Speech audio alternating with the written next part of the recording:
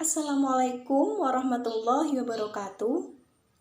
Yang terhormat Ibu Vina Tri Wahyuni, MPD, selaku dosen mata kuliah Teori Bilangan Tadris Matematika B Angkatan 19 semester 3, dan teman-temanku semuanya yang saya sayangi. Bagaimanakah kabar kalian pada hari ini? Semoga tetap sehat, tetap semangat, dan selalu dalam lindungan Allah Subhanahu wa Ta'ala. Amin.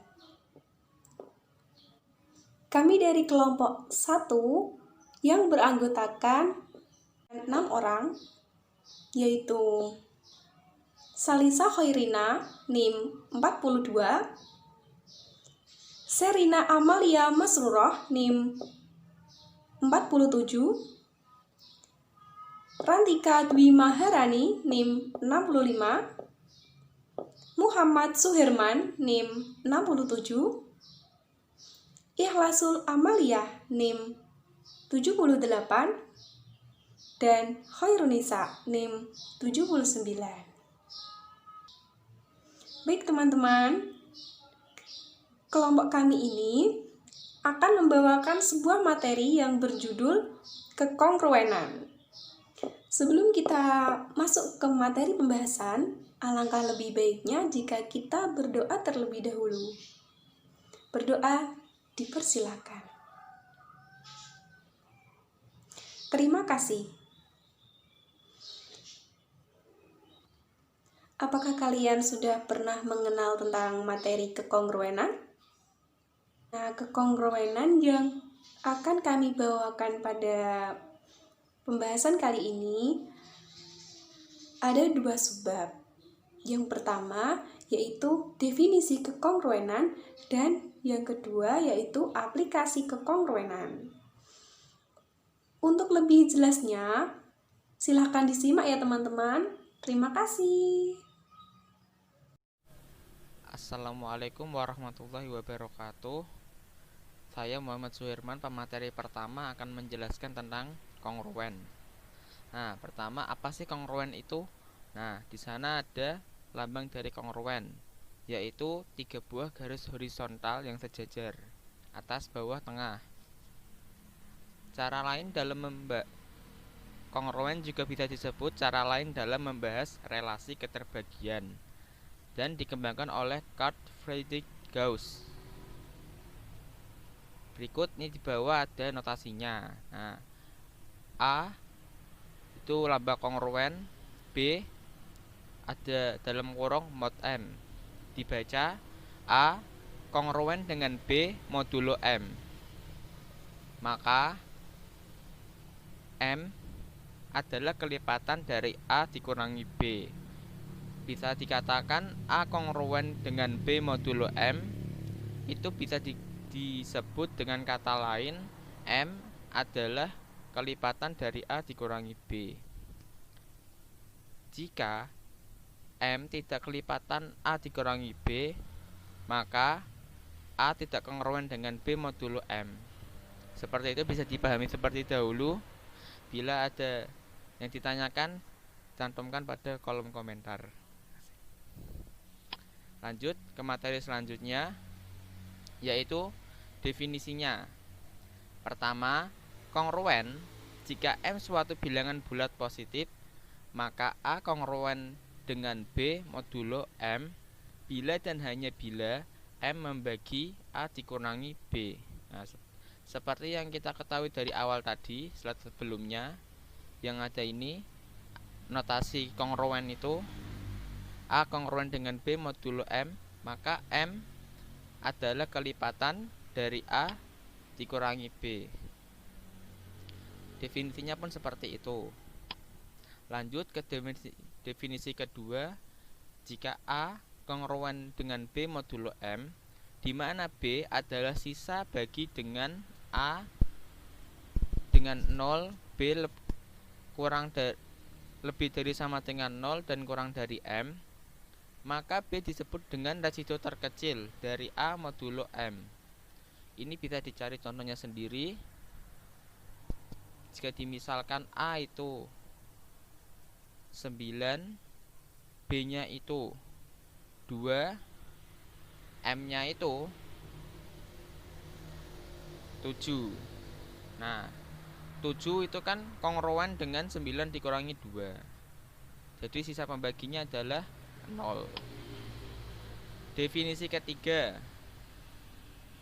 Himpunan bilangan bulat R1, R2, R3 sampai Rm disebut sebagai sistem residu lengkap modulo M jika dan hanya jika setiap bilangan bulat adalah kongruen modulo M dengan satu dan hanya satu dari.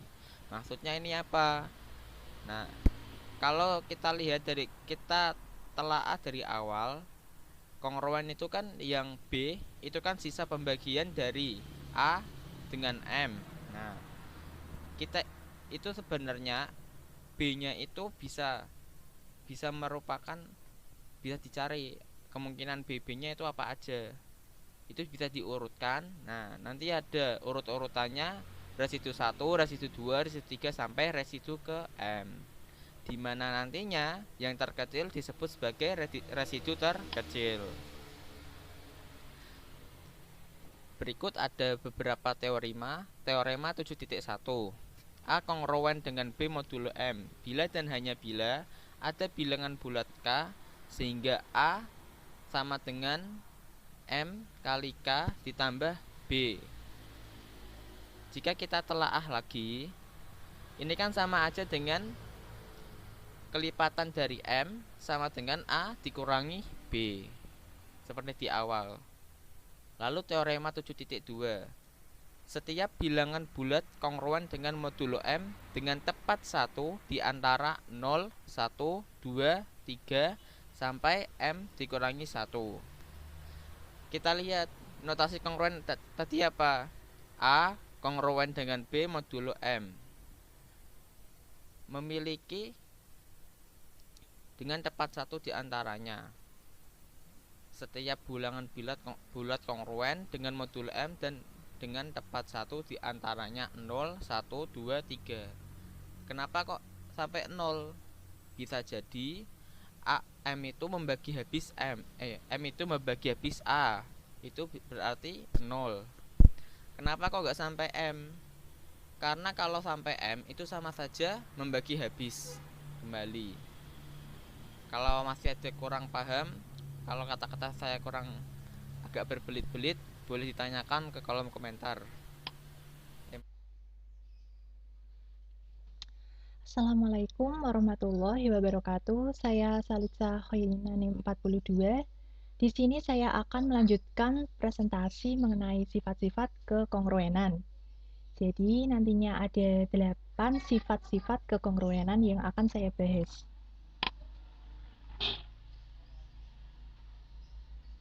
Langsung saja, yang pertama ada A kongruen B modulo M. Jika dan hanya jika ada A dan B bersisa sama bila dibagi M. Nah, itu maksudnya apa? Itu tuh berarti A dibagi dengan M mempunyai sisa yang sama dengan B dibagi dengan M. Kita langsung saja ke contoh soalnya. Ada 67 kongruen dengan 7 modulo 6. Berarti 67 dibagi dengan 6 mempunyai sisa yang sama dengan 7 dibagi dengan 6. Nah, 67 dibagi 6, hasilnya 11 mempunyai sisa 1. 7 dibagi 6, 1 mempunyai sisa 1. Nah, berarti kongruen ya. Lanjut ke sifat 2. A kongruen B modulo M jika A ditambah C kongruen dengan B ditambah C modulo M. Nah, kalau ini jika ruas kirinya ditambah dengan C, maka ruas kanan pun harus ditambah dengan C. Jadi harus sama, tidak boleh berbeda. Contohnya 26 kongruen 4 modulo 11. Nah, ini kita tambahkan dengan 2. Jika ruas kiri ditambah dengan 2, maka kanan pun harus sama. Ingat ya, harus sama. 26 ditambah 2 hasilnya 28, 4 ditambah 2 hasilnya 6. 28 dibagi 11 mempunyai sisa 6 atau residu terkecilnya itu 6. Berarti kongruen ya. Lanjut ke sifat yang ketiga. Nah, ada A kongruen B modulo M jika dan hanya jika ada A dikali dengan C itu kongruen dengan B dikali C modulo M. Ini hampir sama dengan sifat kedua. Kalau sifat kedua tadi kan ditambah, kalau yang ini dikalikan. Jadi jika ruas kiri dikali dengan C, maka ruas kanan pun harus sama. Langsung ke contohnya. 26 kongruen dengan 4 modulo 11. Nah, 26 kita kalikan dengan 2. 4 pun harus dikalikan dengan 2. 26 dikali 2 hasilnya 52. 4 kali 2 hasilnya 8. 52 dibagi 11 itu mempunyai sisa 8 atau residu terkecilnya itu 8. Berarti kongruen ya. Lanjut ke sifat keempat yaitu A kongruen B modulo M dan C kongruen D modulo M. Maka A ditambah C kongruen dengan B ditambah D. Nah, kalau ini ada dua pengkongruenan, berarti ruas kiri ditambah dengan ruas kiri, ruas kanan pun ditambah dengan ruas kanan. Langsung ke contohnya, ada 26 kongruen 4 modulo 11 dan 35 kongruen 2 modulo 11. Nah, berarti kita tambahkan ruas kiri dengan kiri, 26 ditambah 35, ruas kanan dengan kanan, 4 ditambah 2. Maka 26 tambah 35, 61, 4 ditambah dengan 2, hasilnya 6. Berarti 61 dibagi 11 itu mempunyai sisa 6 atau residu terkecilnya itu 6. Berarti kongruen ya. Lanjut ke sifat kelima. Nah, di sini ini agak beda dari yang tadi. Ada AC kongruen BC modulo M, maka A kongruen B modulo M jika dan hanya jika FPB dari C dan M itu 1. Nah, kalau di sifat kelima ini itu harus FPB dari C dan M-nya 1. Jadi ini tuh persyaratannya, syaratnya. Langsung ke contohnya. Tentukan bilangan-bilangan bulat Y yang memenuhi pengkongruenan dari 3Y kongruen 1 modulo 7. Nah, kita bisa lihat karena 1 kongruen 15 modulo 7. Nah, sehingga kita bisa mengganti 1 yang dikongruen ini dengan 15. Maka hasilnya 3Y kongruen 15 modulo 7 dengan FPB dari 3 dan 7 itu 1. Nah, terus kita bisa membagi 3Y dengan 3, 15 dengan 3. Maka hasilnya Y kongruen 5 modulo 7. Nah, pengkongruenan terakhir ini berarti Y sama dengan 5 ditambah 7K untuk setiap bilangan bulat K. Lanjut untuk sifat ke-6. Nah, untuk sifat ke-6 ini AC kongruen BC modulo M dan FPB dari C dan M itu sama dengan D. Maka A kongruen B modulo M dibagi D. Nah, kalau yang sifat 5 tadi itu kan FPB dari CM-nya harus 1.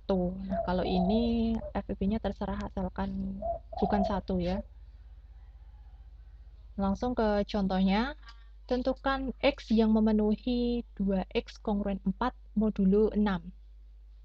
Nah, untuk 4-nya bisa kita pecah menjadi 2 kali 2. Kemudian FPB dari 2 dan 6 adalah 2. Kita bisa membagikan 2 dengan pengkongruenan ini. Maka 2X bagi 2 hasilnya X, 2 kali 2 bagi 2 hasilnya 2, modulo 6 bagi 2. hasilnya 3. Jadi nilai-nilai X adalah 3K, 3K dari 6 bagi 2, 3K plus 2 untuk setiap bilangan bulat K. Lanjut untuk sifat ke-7. Nah, untuk sifat ke-7, A kongruen B modulo M dan C kongruen D modulo M, maka A dikali C kongruen dengan B dikali D modulo M. Nah, kalau ini seperti sifat berapa ya tadi? Seperti sifat 3 tadi ya. Ya, seperti sifat 3, seperti sifat 4. Kalau ruas kiri dikalikan dengan ruas kiri, ruas kanan dikalikan dengan ruas kanan. A dikali C, B dikali D. Nah, langsung ke contohnya. Ada 16 kongruen 5 modulo 11 dan 32 kongruen 2 modulo 11. Ruas kiri dikalikan dengan ruas kiri. 16 kalikan 3, 35.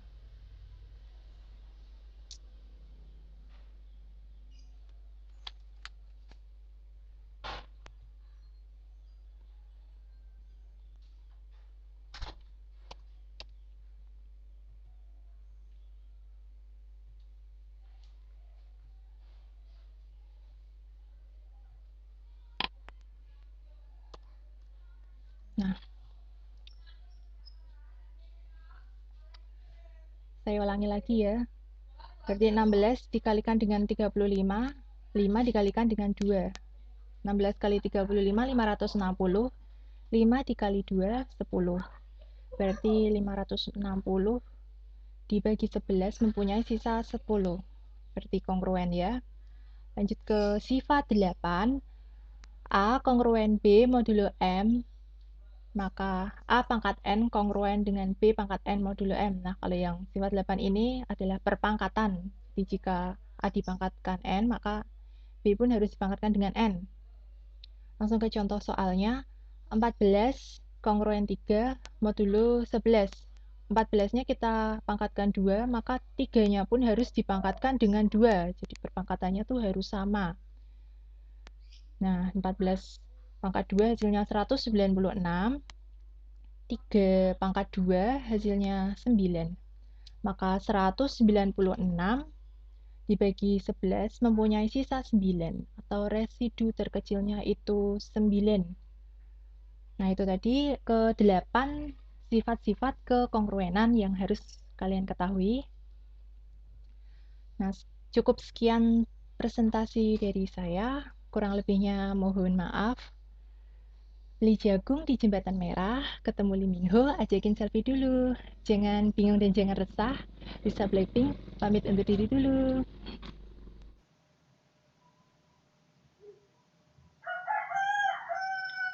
Oke, saya Hoirunisa akan menjelaskan mengenai aplikasi kekongruenan. Nah, salah satu aplikasi kekongruenan yaitu koreksi 9. Koreksi 9 adalah metode untuk mengoreksi kebenaran dari hasil operasi aritmatika penjumlahan, pengurangan, perkalian, dan pembagian dari bilangan-bilangan bulat yang menggunakan kekongruenan modulo 9. Langsung saja kita ke teorema 7.9. Nah, 10 pangkat N itu kongruen dengan 1 modulo 9 untuk N sama dengan 1, 2, 3, dan seterusnya. Nah, dari teorema tersebut dapat kita ketahui bahwa 1 adalah nilai sisa, sehingga 10 pangkat N itu sama dengan 9 kali H plus 1. Langsung saja ke contoh. Yang pertama, 10 pangkat 1, berarti 10. 10 itu sama dengan 9 kali 1 plus 1. Jadi, 10 itu kongruen dengan 1 modulo 9. Contoh yang kedua, yaitu 10 pangkat 2. 10 pangkat 2 berarti 100. 100 itu sama dengan 9 dikali 11 ditambah 1. Maka 100 itu kongruen dengan 1 modulo 9. Nah, dari contoh tersebut, benar bahwa 10 pangkat N itu sama dengan 9 kali H plus 1. Sehingga 10 pangkat N itu kongruen 1 modulo 9. Nah, selanjutnya dapat kita buktikan bahwa setiap bilangan bulat yang kongruen modulo 9 sama dengan kongruen modulo 9 dari jumlah-jumlah angka penyusun bilangan bulat tersebut. Oke, langsung saja ke contoh.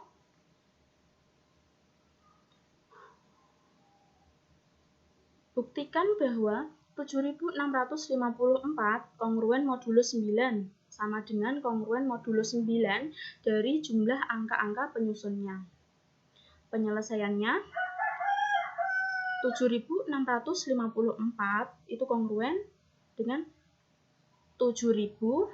7000 itu sama dengan 7 kali 10 pangkat 3 ditambah 600. 600 itu sama dengan 6 kali 10 pangkat 2 ditambah 50. Sama saja 5 kali 10 ditambah 4 modulo 9. Nah, terus 7654 kongruen 7 kali 1. 1 itu didapat dari nilai sisa pada teorema 7.9. Ditambah 6 kali 1, ditambah 5 kali 1, tambah 4 modulo 9. Jadi, 7654 itu sama dengan kongruen 7 plus 6 plus 5 plus 4 modulo 9. Nah, langsung saja kita jumlahkan. 7654 itu kongruen dengan 22 modulo 9. 7654 kongruen 4 modulo 9. Nah, kenapa kita buat 4? Karena kita buat residu atau sisanya itu yang paling terkecil. Seperti itu.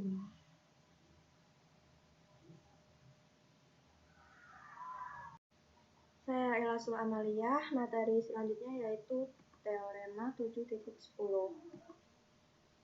Setiap bilangan bulat kongruen modulo 9 sama dengan kongruen dari jumlah angka-angka penyusun bilangan tersebut.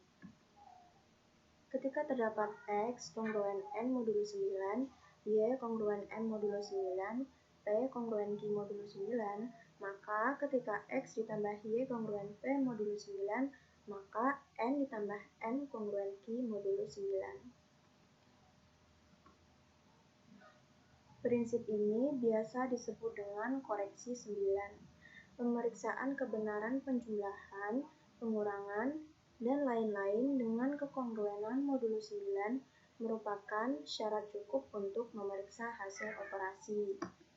Jadi bukan menunjukkan apakah operasi yang dilakukan itu benar atau salah. Contoh, periksalah kebenaran berikut ini dengan prinsip di atas. 248 ditambah 324 ditambah 627 sama dengan 1244. Penyelesaian, kita cari nilai kongruen dari 248. 248 kongruen dengan 200 ditambah 40 ditambah 8 modulo 9 kongruen dengan 2 dikali 100 ditambah 4 dikali 10 ditambah 8 modulo 9 kongruen dengan 2 dikali 1 ditambah 4 kali 1 ditambah 8 modulo 9.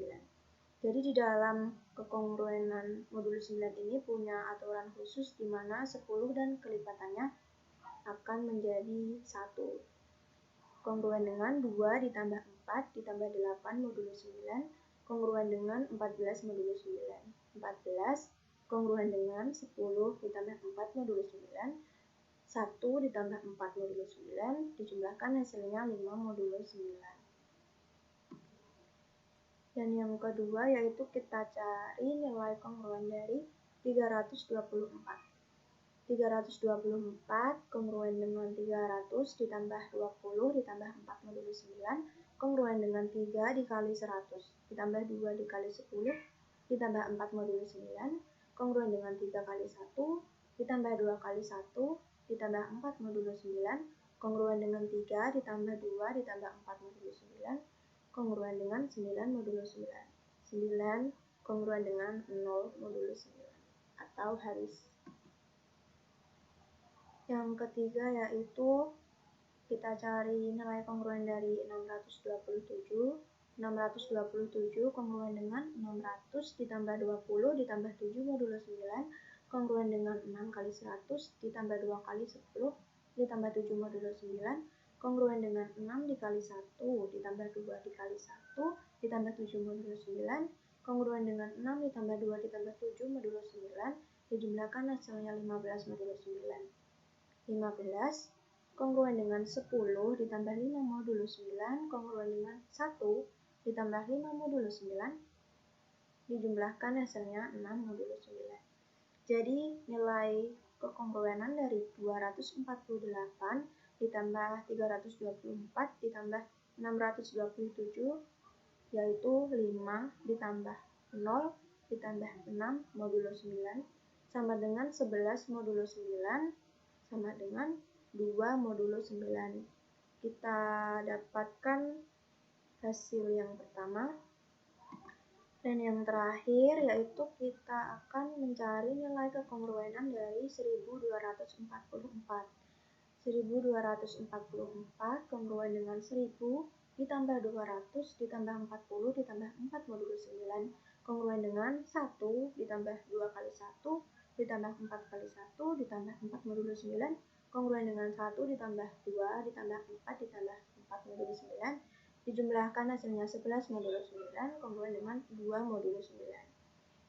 Kita dapatkan nilai yang kedua yaitu 2 modulo 9. Nah, dari nilai kekongruenan I1 dan I2, maka terbukti benar.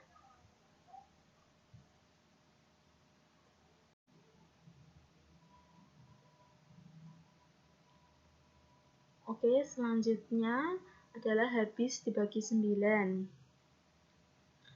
Suatu bilangan bulat terbagi oleh 9 itu apabila jumlah dari angka-angka bilangan tersebut itu terbagi oleh 9. Oke, langsung saja ke contoh. Contoh yang pertama yaitu 6237 itu kongruen dengan 6 plus 2 plus 3 plus 7. Nah, kenapa kok langsung kita menggunakan penjumlahan? Karena kita menggunakan pada teorema 7.9. Nah, bahwa modulo 9 itu bisa langsung dijumlahkan. Nah, langsung kita jumlahkan saja, hasilnya 18 modulo 9. Di mana 18 itu kan kongruen dengan 9 modulo 9. Nah, karena 9 itu kan membagi habis 9, maka 9 juga membagi habis 6237. Contoh yang kedua itu 8635 kongruen 8 plus 6 plus 3 plus 5. Langsung saja kita jumlahkan, hasilnya 22 modulo 9. Di mana 22 itu kan kongruen dengan 4 modulo 9. Nah, karena 9 itu tidak membagi habis 4, maka 9 juga tidak membagi habis 8635. Selanjutnya yaitu habis dibagi 3. Suatu bilangan bulat terbagi oleh 3 apabila jumlah angka-angkanya terbagi oleh 3. Langsung saja ke contoh. Contoh yang pertama yaitu 756 kongruen 7 plus 5 plus 6. Langsung saja kita jumlahkan. hasilnya 18. Nah, 18 itu kan kongruen 9 modulus 9. Nah, karena 3 itu kan membagi habis 9, maka 3 itu juga membagi habis 756. Contoh yang kedua yaitu 542 itu kongruen 5 plus 4 plus 2. Langsung saja kita jumlahkan, hasilnya 11. Nah, 11 itu kan kongruen dengan 2 modulus 9. Nah, karena 3 itu kan tidak membagi habis 2, maka 3 juga tidak membagi habis 542. Gitu.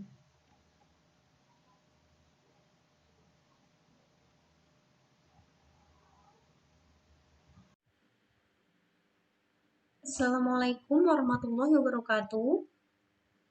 Nama saya Rantika Maharani, NIM 65. Di sini saya akan melanjutkan pemaparan dari teman-teman semua tadi dengan materi habis dibagi 2, 4, dan 8. Nah, untuk menguji suatu bilangan bulat yang terbagi oleh 2, 4, dan 8 dilakukan dengan cara sebagai berikut. Nah, ada 3 cara ya. Cara yang pertama yaitu suatu bilangan bulat dapat terbagi habis oleh 2 apabila angka tersebut terakhirnya dapat dibagi oleh 2. Nah, sedangkan cara yang kedua, suatu bilangan bulat dapat terbagi oleh 4 apabila 2 angka terakhir dari bilangan tersebut terbagi oleh 4. Sedangkan yang ketiga, suatu bilangan bulat terbagi oleh 8 apabila 3 angka dari bilangan tersebut dapat terbagi habis oleh 8. Untuk lebih jelasnya, mari kita simak pada contoh soal.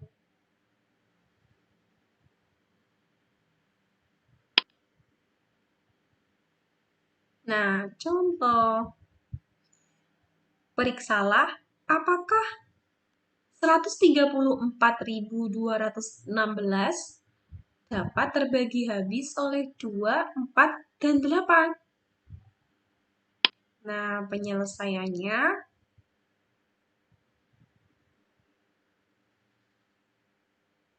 itu, 134.216 ternyata dapat terbagi habis oleh 2. Karena apa? Karena angka terakhirnya yaitu 6 dapat dibagi dengan 2. Sehingga hasilnya adalah 67.108. Nah, apakah angka 134.216 juga terbagi habis oleh 4? Nah, ternyata iya. Bilangan tersebut terbagi habis oleh 4. Karena 2 angka terakhirnya, yaitu 16 ini, dapat terbagi oleh 4. Sehingga hasilnya 33.554.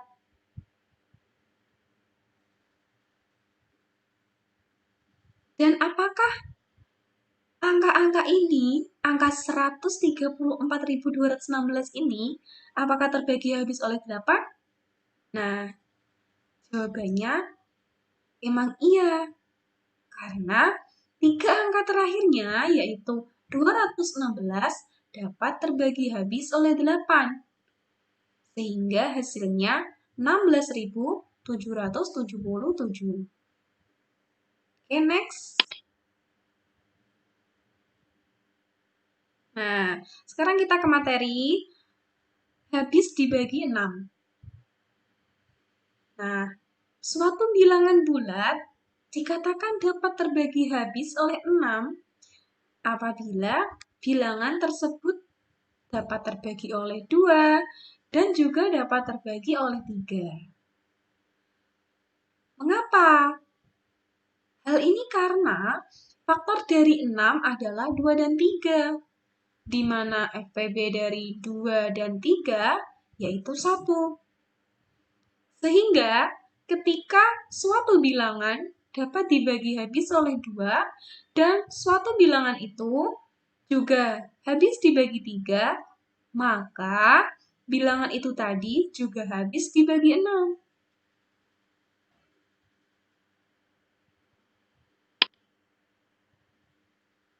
Nah, kita langsung masuk ke contoh agar lebih paham ya. Nah, periksalah apakah 672 terbagi habis oleh 6. Jawabannya ikut penyelesaiannya. Nah, 672 itu terbagi oleh 2, karena angka terakhirnya dapat terbagi oleh 2. Nah, ini angka 2 ya, 2 dibagi 2 kan bisa, berarti dapat terbagi oleh 2. Sedangkan 672 juga dapat terbagi oleh 3. Karena apa? Karena 672 kongruen dengan 6 plus 7 plus 2 dalam modulo 9. Sehingga kongruen dengan 15 dalam modulo 9.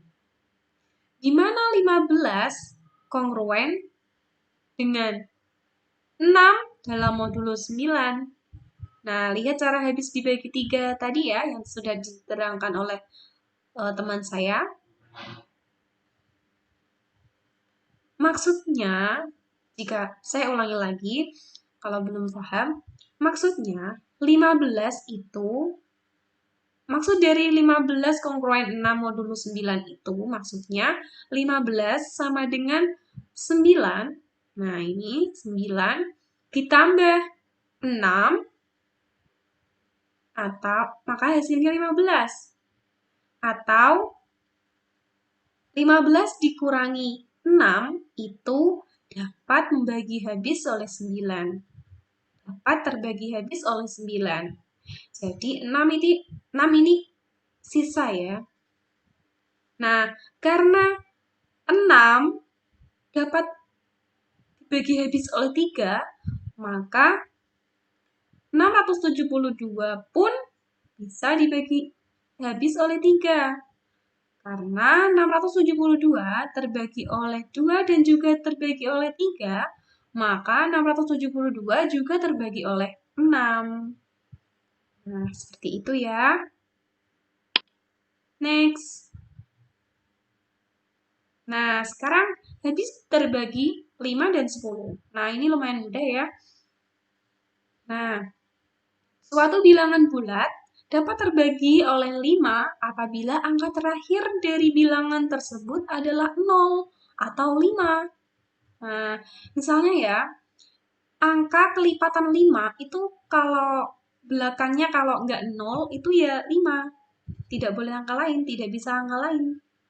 Nah, seperti yang kita ketahui bahwa sembarang bilangan bulat ketika dikalikan 5 akan menghasilkan angka terakhir 0 dan 5. Misalkan 12 dikali 5, nah sama dengan 60. Nah, berarti angka terakhirnya 0. Sedangkan 5 dikali 5, hasilnya 25. Nah, angka terakhirnya adalah 5. Nah, seperti itu. Kemudian, suatu bilangan bulat dapat terbagi habis oleh 10 apabila angka terakhir bilangan tersebut adalah 0. Nah, misalkan ya, 100. Nah, itu dapat dibagi habis oleh 10. Tapi kalau 98, 97, nah itu tidak bisa dibagi habis oleh 10. Karena apa? Karena angka terakhirnya bukan 0. Nah, paham ya teman-teman? Next. Nah, materi terakhir. Habis terbagi oleh 11. Berikut merupakan keterbagian suatu bilangan bulat oleh 11. Misalnya, 10 kongruen negatif 1 dalam modulo 11. Nah, maksudnya ini adalah 10 sama dengan 11 dikali 1 ditambah negatif 1. Atau 10 dikurangi negatif 1 dapat terbagi habis oleh 11. Nah, berarti negatif 1 ini adalah sisa. Nah, ya. Lanjut. 100 kongruen dengan 10 dikali 10. Kongruen dengan negatif 1 dikali negatif 1. Kongruen dengan 1 dalam modulo 11. Karena negatif 1 dikali negatif 1 sama dengan 1. Nah, sekarang 1000. 1000 kongruen dengan 10 dikali 10 dikali 10. Kongruen dengan negatif 1 dikali negatif 1 dikali negatif 1. Dan kongruen dengan negatif 1 dalam modulo 11. Atau bisa ditulis dengan 10 pangkat n itu jumlah bilangannya, kongruen dengan negatif 1 pangkat n dalam modulo 11. Namun, apabila terdapat suatu soal yang bukan merupakan kelipatan 10, maka dapat digunakan cara seperti contoh di bawah ini. Nah, yang manakah contohnya? Contoh. Apakah bilangannya banyak ya, 10843162 habis dibagi 11. Nah, apakah iya? Mari kita buktikan. Nah, penyelesaiannya yaitu 10843162 jumlah digit ganjil yaitu 2, 1, 4, dan 0. Dari belakang ya. Sedangkan jumlah digit genap yaitu 6, 3, 8, dan 1. Nah, sama dengan 18. Nah, caranya kita hitung selisih jumlah digit ganjil dengan jumlah digit genap. Sama dengan 7 dikurangi 18. Sama dengan negatif 11. Maka, apakah negatif 11 dapat dibagi habis oleh 11? Bisa ya. Maka angka ini pun, angka 10843162 itu habis dibagi 11 karena negatif 11 dapat membagi habis oleh 11. Dapat terbagi habis oleh 11. Nah, itu teman-teman. Nah, sekarang kita ke latihan soal ya. Nah, latihan soalnya silakan dikerjakan.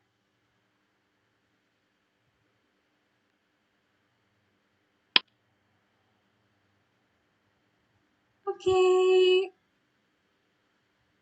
Terima kasih. Sekian dari presentasi kelompok kami. Jika ada kekurangan ataupun salah kata atau salah penulisan, kami mohon maaf yang sebesar-besarnya. Pesan kami kepada kalian, semangat belajar, semangat berprestasi, dan jaga kesehatan. Oke, terima kasih. Wassalamualaikum warahmatullahi wabarakatuh.